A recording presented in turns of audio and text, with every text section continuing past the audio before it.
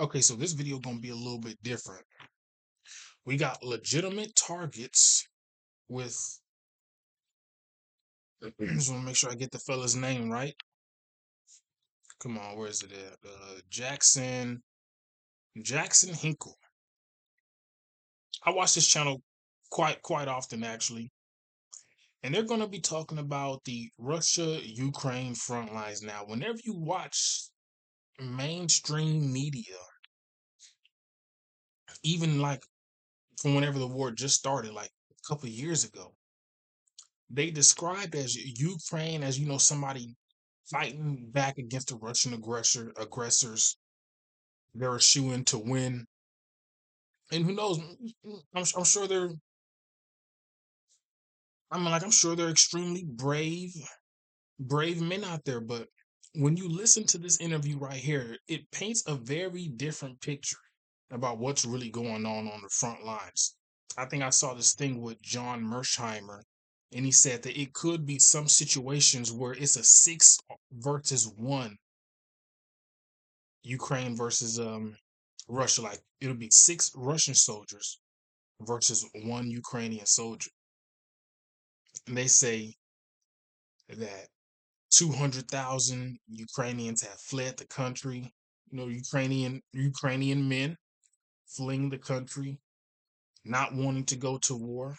I think Zelensky just said something that they need more HIMARS systems, but nobody wants to give him any more money to buy the HIMARS. There's actually another video of this Ukrainian woman, and she asked, she's on YouTube.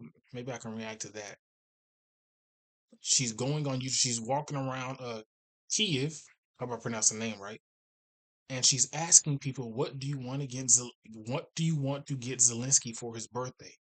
And they don't have the nicest things to say about the fella. I think one of the guys, a person said they wanted to send him to like a cremation type of site. They don't have the nicest things to say about Zelensky. So I thought that this would be a pretty good interview to react to, because whenever you watch the mainstream media, and it's kind of hard to even like think about like, what do you believe? Do you believe the mainstream media? Do you watch independent media like this guy or Candace Owens or people like John Mersheimer or Jeffrey Sachs? Because you hear the president Donald Trump always talking about fake news this, fake news that. Where's the real news coming from? Let's go ahead and get into it. Favorite Stas Krapivnik, former U.S. Army officer and supply chain executive. Thank you so much, Stas, for joining me today. As I mentioned, you had a great segment on RT yesterday going through the maps and with a really big map. Unfortunately, today we have a much smaller map, and it is the Ukraine. Well, I don't want to say Ukraine approved. It's probably British or something. I don't know who runs this website, but Live UA map. Um, it's okay. It's usually a few weeks behind, but we're going to be going through exactly what is happening on the front line, which direction things are headed in. And to start off with, I want to ask you over the past few weeks, maybe months, everything has been headed in one direction. It's been the Russian direction, favorably for the Russians. Has that changed at all? Is there any point on the front line where there is any pushback? I'm particularly looking at the South. Is there any pushback in the South where there's been a lot of Russian action? We knew the story of the Of course, ads, the ads. Well, pushback as in suicide counterattacks, yes, there's plenty of those. Pushback as in something concrete. Well, there's the Kupinsk is the Schrodinger's cat of the battlefield. It has been, anyways. Now it's starting to. We're starting to figure out which state it's in. We're starting to look underneath the box. Anybody who doesn't know what Schrodinger's cat is, go look it up. That's a long explanation. Kupinsk is, but that's up in Kharkov Oblast. Kupinsk has been a question because both sides are claiming that they've liberated the city for themselves. So, and that's between the Russian general staff and the Ukrainian, we only tell the truth staff. Do I need to put sarcasm tags up for that? So they are, it's been one of these. What is the actual reality in Coopers? Like this map right here. Like I said, it's the Ukrainian mappers are well behind reality because that. Edge that goes deep into the Russian red territory, that's pretty much all Russian taken. Uh, they just don't want to admit to it. Kupins itself, both sides have been claiming for about the last month that they control Kupins. Now, who controls Kupins? Reality is hard to say. I can't go there. I've been to the front plenty of times, but they won't let me go there that far for obvious reasons. So it's been hard to tell. But now, as of yesterday, we've started getting geolocated flag points inside of Kupins, further inside of Kupins from the Russian side. So we're starting to peek underneath that the box and figure out is the cat alive or is the cat dead? And for the Ukrainians, it's looking like the cat's not too healthy. What the problem with the Ukrainians is when they got into Kupiansk in their counterattack. Now, if you notice, something to consider, all these counterattacks each year are getting smaller and smaller and smaller in scale. You had the big Kharkov and then Kherson counteroffensive. Of course, the Kherson counteroffensive, Russia stepped back out of Kherson. The Ukrainians were afraid to go in there for 3 days because they thought it was a trap waiting for them. They went in there, of course, then they got within artillery range, so it's kind of a trap. Kharkov was a legitimate victory on their side, but one that actually cost them a lot that nobody talks about because in 22, the Ukrainians put together what was left of the first Ukrainian army that had been more or less destroyed at the beginning of the conflict. They put together this iron fist. They were keeping in Kharkov, and they were parking the tanks in residential buildings or underneath residential buildings, knowing that Russia wouldn't hit them. I mean, if this was Israel, the Kharkov would have been a Gaza by this point. For obvious reasons. Or if this was the U.S., Mosul would have been it would have been a Mosul. If nobody knows what I'm talking about, the U.S. liberated Mosul from IGIL or ISIS or whatever the other proxy name the U.S. gives it. It's proxies that for that week. Mosul was liberated by basically exterminating half the population and wiping the whole city out. So Russia doesn't fight that way, doesn't murder civilians, unlike certain other countries. So the Ukrainians were taking advantage of that. They were keeping their tanks underneath the residential buildings. The Russian force in Kharkov, just a quick reminder of it, was pretty thin. So they used flying columns, which is basically fast-moving light vehicles in this case. Originally, it was people on horses. They moved through between, caused a lot of chaos, and the Russian forces had to pull back out of that area. Well, the Ukrainians threw in their big armored reserves, but the moment they moved out of Kharkov, they started getting whacked. They were getting hit from the air. They were underneath the Russian artillery umbrella, and so on and so on. So they lost that big fist. They got a victory, but they lost the big fist, and now they're losing that victory because Russia's back investing Krasny Liman, pushing back into that direction. So they've lost a lot of what they gained back in 22. Then we go to 23, which is the big Rabochina offensive. Which I think the first time in history where somebody actually markets where they're going to go. Yeah, we're going to go right here, right there. It's like a bad Van Damme flick when the guy on the Van Damme goes, I'm going to take my right leg and put it to your left ear. Wait 1 minute here. That's what the whole thing was like. Jesus Christ, they actually attacked in the same place they said they would. Are you friggin' insane? This whole thing about secrecy and, fooling your opponent, not striking in the obvious place. Yeah, that all went out the window. And they lost 85,000 men and 23 dead. I'm talking dead. We're not talking wounded. That's a lot. I heard that there's this thing that the last body swap that the Russians and the Ukrainians did. The Ukrainians gave back, they say, about 74 Russians, and the Russians gave back almost 8,000 Ukrainians. It kind of seems like, does the Western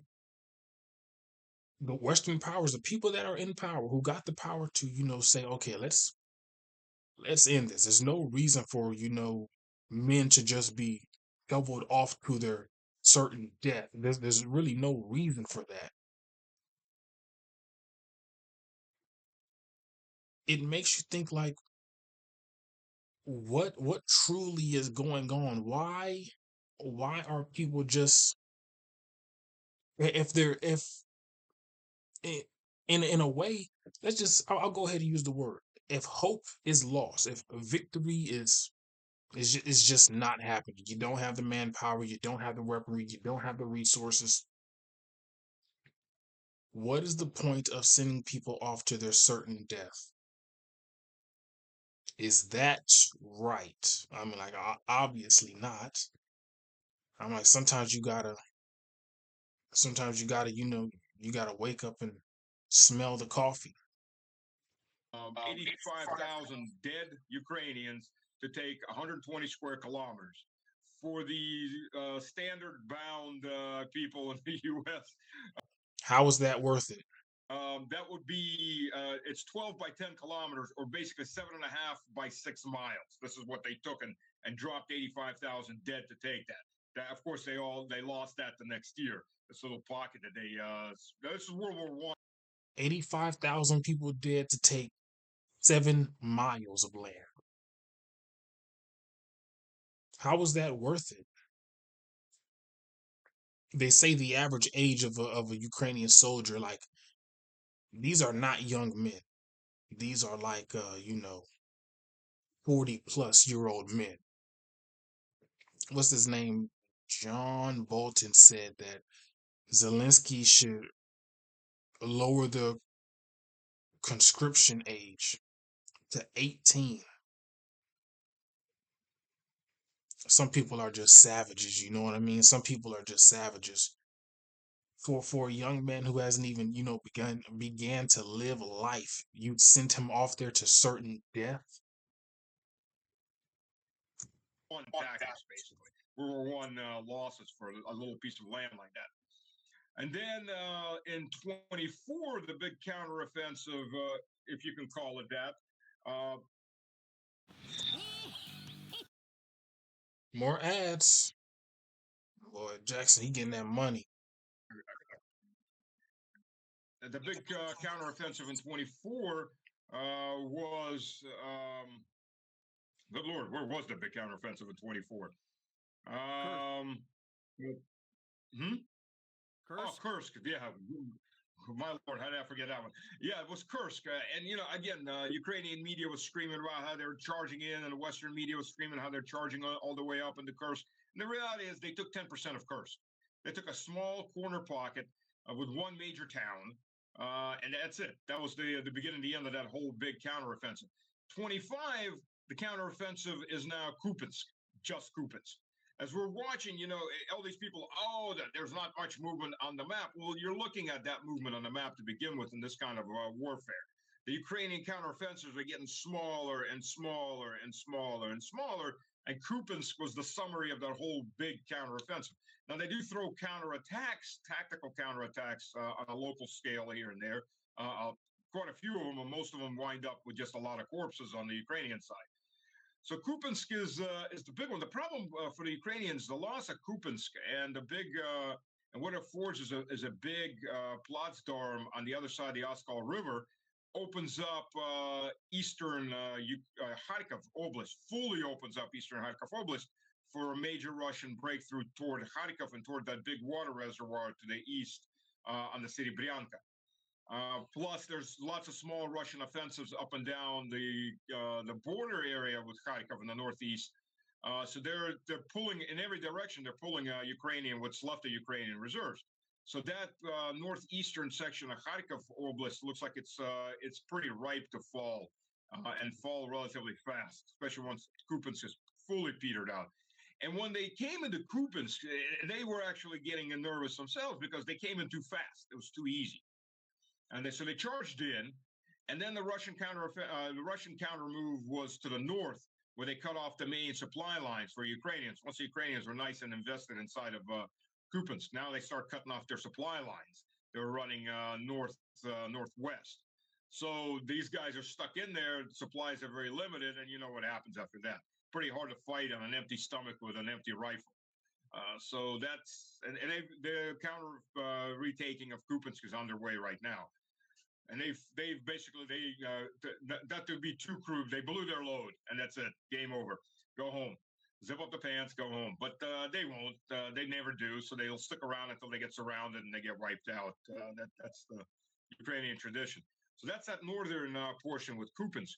And in parallel, in Sumy, there's been a bunch of small offensives that have started up and down the Sumy region on the borders. And all of that draws Ukrainian attention because it may be just a reconnaissance and diversionary unit going in, which are usually about squad size, maybe several will be put together to a platoon level, or it may be the beginning of something much larger, a battalion or a brigade move in, size brigade move in. So all of it still requires Ukrainian attention and Ukrainian resources, which are very, very thinly stretched. So that's all pulling away from Kupiansk. Now, Russian forces are about 19 kilometers away from Sumy. Sumy is not a big city; it's about 200,000, and they're about 25, 26 kilometers away from Kharkov. Now, Kharkov is a million and a half. Granted, there ain't that many people there right now, and that's one of the reasons Russia's knocking out the communications, the electricity, and everything else. And by the way, when everybody starts screaming, "Oh, that's not humane," U.S. does that from day one on any targeted attacks.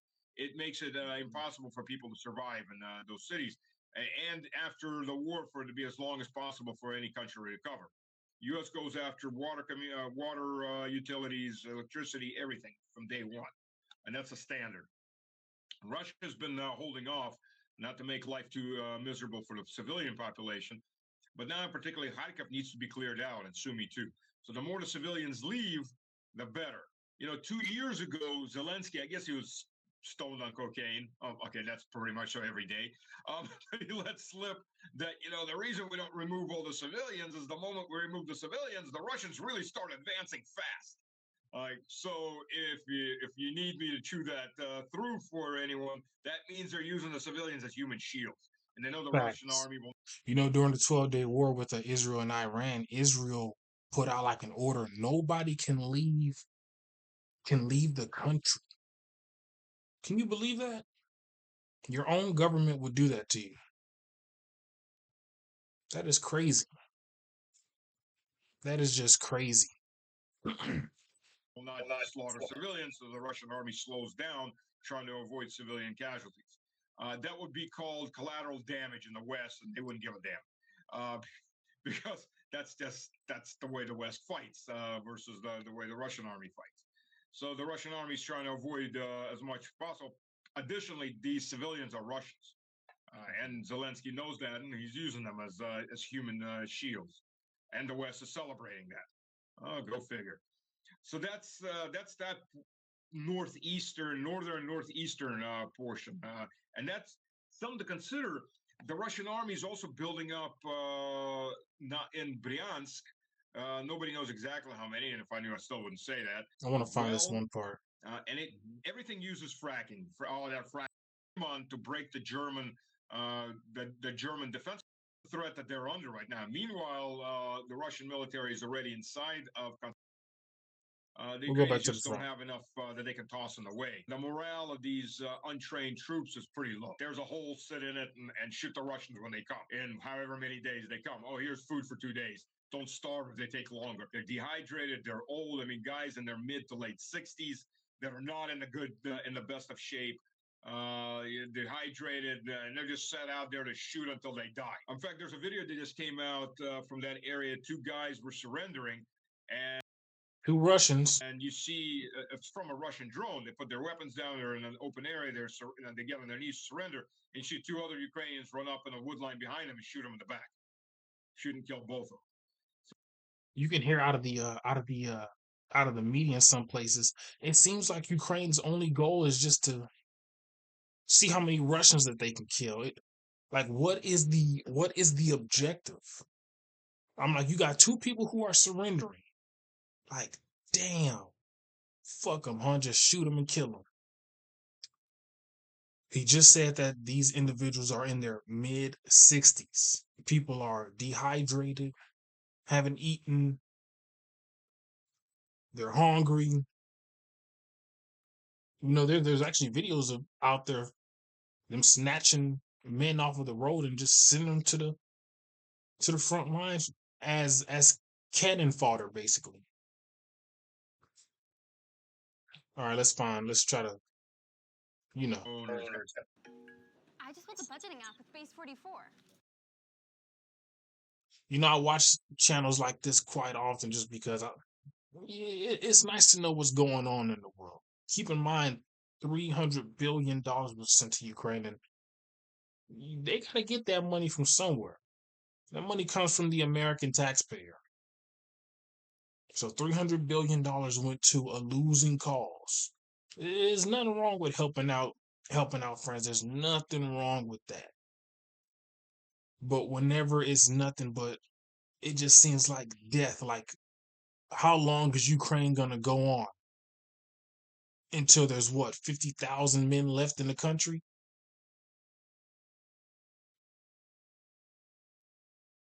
Until what, the Ukrainian man is non-existent?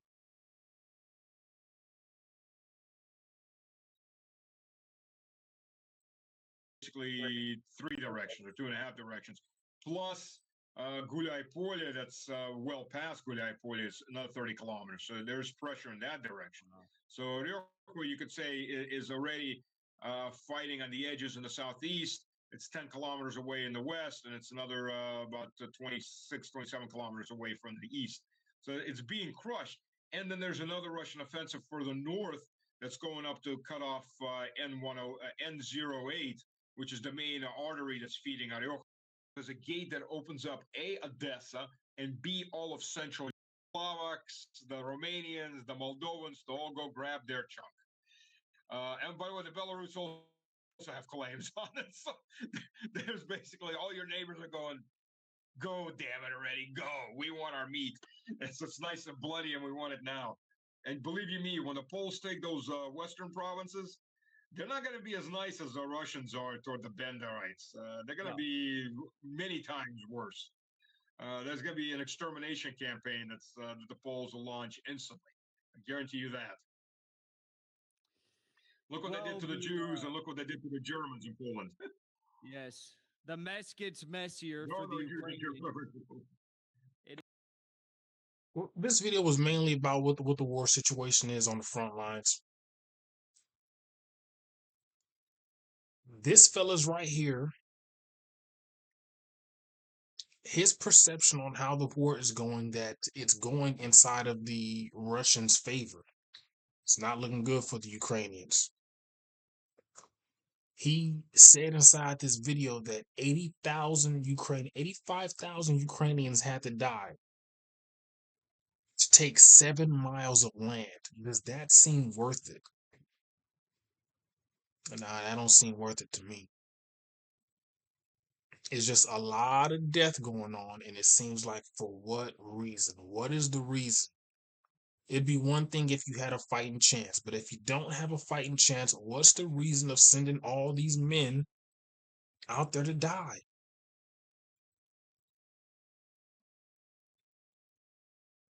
And I mean, like, men for war. But damn, do you even care? And I'd like to consider myself a man's man, no matter what man it is. I really am a man's man, and it's kind of awful hearing about that stuff. 85,000 men, honestly, for no damn reason. You guys can inside the comments below. Let me know what you think about this. It's a bit of a different video, but I like watching these videos. I like watching to see what's going on out there inside of the world. Some people live different lives.